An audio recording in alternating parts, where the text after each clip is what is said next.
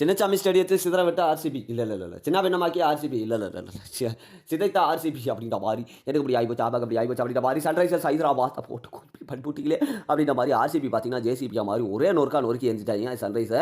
எப்பவுமே சன்ரைஸ் தான் நொறுக்குவாங்க, இந்த டைம் பார்த்தீங்கன்னா முறுக்கு மாதிரி ஆகிப்போச்சு. எதுக்கு இப்படி ஆகிப்போச்சு ஆபாக அப்படி ஆகிப்போச்சு அப்படின்ற மாதிரி டாஸ் ஜெயிச்சு ஆர்சிபி பார்த்தீங்கன்னா பவுலிங் தேர்ந்தெடுக்க உள்ள வந்து அந்த பவுலிங்கை எப்பா தேர்ந்தெடுத்தா நாங்கள் எப்படி பவுலிங் வச்சிருக்கோம் பாருங்க அப்படின்ற மாதிரி டஃபி பார்த்தீங்கன்னா ரொம்ப டஃப் கொடுத்து பவுலிங் வீச கடைசியில் நம்மளுடைய சன்ரைஸ் பார்த்தீங்கன்னா 201 ரன்கள். ஏன்னா இதெல்லாம் ஒரு டஃப் அப்படின்னு கேட்டிங்கன்னா அதுதான் அவங்க ஆன மாதிரியே தெரியல, இருந்தாலும் எப்படி ஸ்கோர் வந்ததுன்னு தெரியல, அவளுக்கும் தெரியல.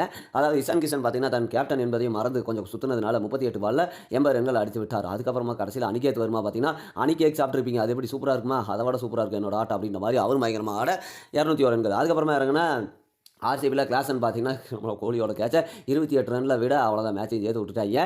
இனிமேல் கிளாஸனுக்கு பார்த்தீங்கன்னா ஈவினிங்லாம் ஃபீல்டிங் கிளாஸ் இருக்குன்னு நினைக்கிறேன். அந்த மாதிரி ஒரு கேட்சை விட்டு இப்படி ஆகிப்போச்சு அப்படின்ற மாதிரி கோலி அவர்கள் பார்த்தீங்கன்னா தன்னுடைய 50 அதாவது 4000 ரன்களை சேசிங்கில் கடந்த ஒரே வீரர் என்ற பெருமையும் பெற்று அதுக்கப்புறம் பார்த்தீங்கன்னா இவர் யார் படிக்கல் பார்த்தீங்கன்னா பயங்கரமான ஒரு ஆட்டம் என்ன ஒரு ஆட்டம் எப்படி தான் படிச்சுட்டு வந்திருக்காரு இதையெல்லாம் அப்படின்ற மாதிரி பயங்கரமான ஒரு ஆட்டத்தை போட்டு ஆர்சிபி பார்த்தீங்கன்னா ஜெயித்து விட்டார்கள். கடைசியில் 15.4 ஓவர்லேயே 200 ரன்களை அடித்து அவ்வளோதான் சன்ரைஸுக்கே தனியை காட்டி விட்டார்கள். ஆர்சிபி வெற்றி, முதல் வெற்றியை முத்தான வெற்றி.